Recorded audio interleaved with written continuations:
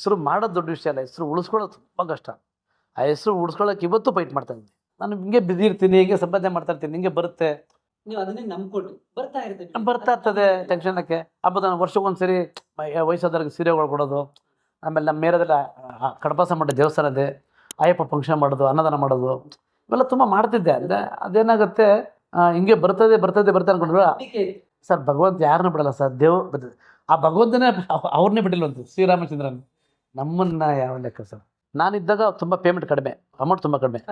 ಈಗ ಲಕ್ಷ ದಾಟಿತು. ನಾನು ಮದುವೆ ಖರ್ಚು ಮಾಡಿದೆ ಗೊತ್ತಾ, ಹಾ ಆ ದುಡ್ಡನ್ನ ಇವತ್ತೇನೋ ಲ್ಯಾಂಡ್ ಮೇಲೆ ಹಾಕ್ಬಿಟ್ಟಿದ್ರೆ ಇವತ್ತು ಹೆಚ್ಚು ಕಡಿಮೆ ಒಂದು 15-20 ಕೋಟಿ. ಇವಾಗ ಪುನೀತ್ ಸರ್ ಅಷ್ಟೊಂದು ಹೆಲ್ಪ್ ಮಾಡಿದ್ರೆ, ಪುನೀತ್ ಸರ್ ದೇವರತ್ನ, ಅವರು ದೇವರತ್ನ ಮನುಷ್ಯ ಅಂತಾರೆ. ನಾನು ಅವ್ರನ್ನ ರಾಘವೇಂದ್ರ ಸಾಯಿಬಾಬಾ ಕೈವರ್ತದ ಹೋಲಿಸ್ತೀನಿ. ಯಾವುದೇ ಇಂಟರ್ವ್ಯೂ ಹೇಳ್ತೀನಿ, ಏನಕ್ಕೋಸ್ಕರ ಅಂದರೆ ಈ ಕೈಲಿ ಕೊಟ್ಟಿದ್ದು ಈ ಕೈಲಿ ಗೊತ್ತಾಗ್ಬರ್ತದೆ.